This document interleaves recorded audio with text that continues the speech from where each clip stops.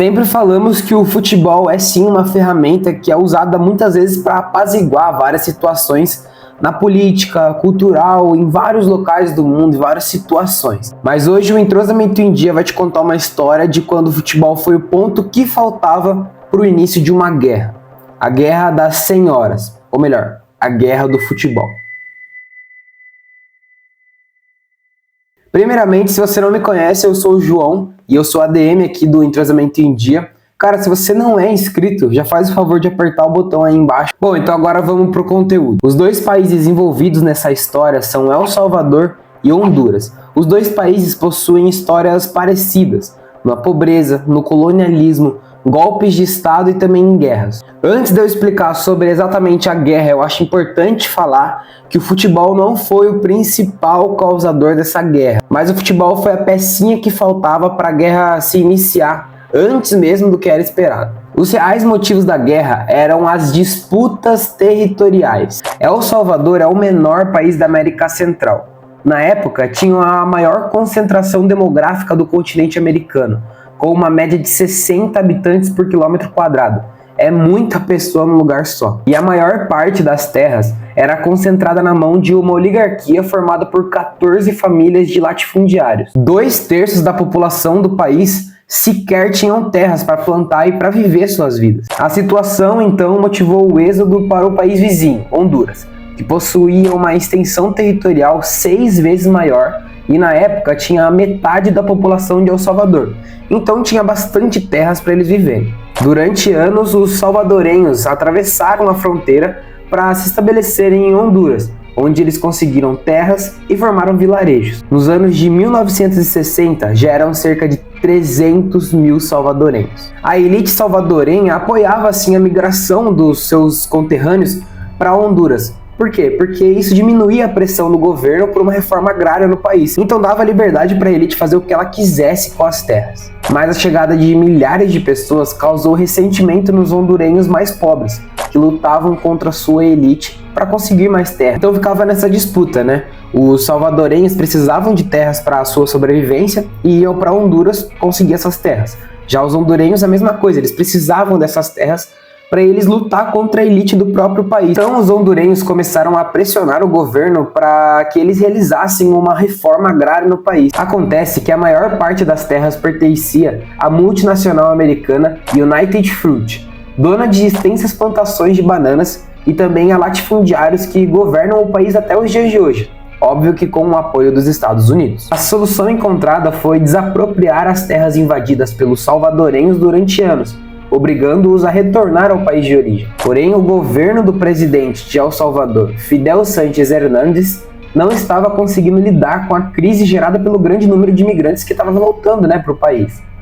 E a elite então começou a pressionar por uma ação militar. Há relatos que, inclusive nessa época, começou a aparecer vários casos de mortes, estupros e sequestros. As relações diplomáticas entre os países ficaram cada vez mais tensas. O ódio, inclusive, era alimentado pela imprensa de ambas as nações, inflando ainda mais o patriotismo e o ódio xenofóbico. Os dois países, além dessa disputa, também disputavam, tanto na terra quanto no mar. Eles brigavam por várias ilhas no Golfo de Fonseca, um pequeno golfo no Pacífico que é dividido entre os dois países e a Nicarágua. E nesse contexto geopolítico aconteceu as partidas entre El Salvador e Honduras em 1969, nas eliminatórias para a Copa do Mundo de 1970.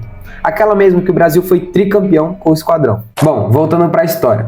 O primeiro jogo foi realizado na capital hondurenha.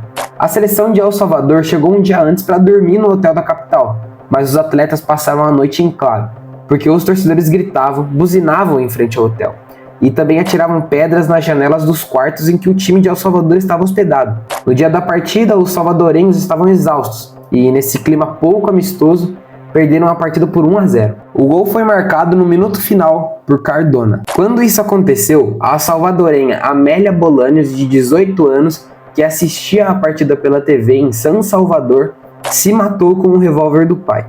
O suicídio da torcedora foi noticiado nos jornais e comoveu o país. O enterro foi transmitido pela TV local e também esteve presente o presidente da República, seus ministros e os 11 jogadores de El Salvador que já tinham retornado para o país. Logo depois foi a vez de El Salvador receber a seleção de Honduras para o segundo jogo. e esse que aconteceu na capital também. Os torcedores salvadorenhos deram o troco. À noite, estilhaçaram as janelas do hotel que abrigava os atletas. Atiraram ratos mortos e ovos podres. No dia seguinte, o time rival teve que ser escoltado pelo exército até o estádio. Antes do jogo, os torcedores vaiaram o hino nacional de Honduras e hastearam no local da bandeira de Honduras um pano de chão. Como resultado, El Salvador ganhou por 3-0. Na saída do estádio, os jogadores foram escoltados até o aeroporto, enquanto a torcida hondurenha foi massacrada pela torcida de El Salvador. 2 pessoas morreram e dezenas ficaram feridas. Até que tiveram a brilhante ideia de fazer a terceira partida para decidir uma vaga para a Copa do Mundo. Quem ganhasse estava na Copa. Abre aspas. Havia questões políticas muito maiores. Fecha aspas. Diz Ricardo Otero, um jornalista esportivo mexicano. Abre aspas novamente. Mas houve a coincidência dos jogos classificatórios para a Copa. Não ajudou. O futebol aqui na América Latina é algo muito passional. Para o bem, para o mal. Fecha aspas. Bom, e para evitar essas confusões, eles foram para um estádio neutro. Foram para o México, no estádio Azteca. E no último minuto do segundo tempo, a partida entre El Salvador e Honduras estava empatada em 2-2. A classificação para a Copa do Mundo de 70 estava em jogo. Nenhum dos dois países tinha sequer participado do torneio antes. Mas além da vaga para a Copa do Mundo, tudo isso que eu falei para vocês antes estava em jogo. A rivalidade entre os dois países. Nos últimos minutos da prorrogação, o jogador Maurício Pipo Rodrigues correu para a área do adversário, recebeu o lançamento e fez o gol para El Salvador. El Salvador então comemorou a vitória por 3-2 e a classificação para a Copa do Mundo pela primeira vez na história. Os jogadores se abraçaram, cumprimentaram os adversários e saíram de campo normalmente. No dia seguinte, a agência de notícias do México postou uma notícia escrita: Guerra de futebol acabou, vencida por El Salvador, 3-2. De acordo com o texto, 1,7 mil policiais mexicanos foram ao estádio para prevenir violência e os salvadorenhos gritavam: assassinos, assassinos. E os estrangeiros estigmatizaram o gol como o gol que começou uma guerra, e não a que acabou. Logo depois disso, o ódio entre os dois países só cresceu, tá? E não foi só da população, mas também dos chefes de estado. 3 semanas depois, os dois países estavam em guerra. No dia 14 de julho, o exército de El Salvador invadiu Honduras e aviões de guerra bombardearam o país.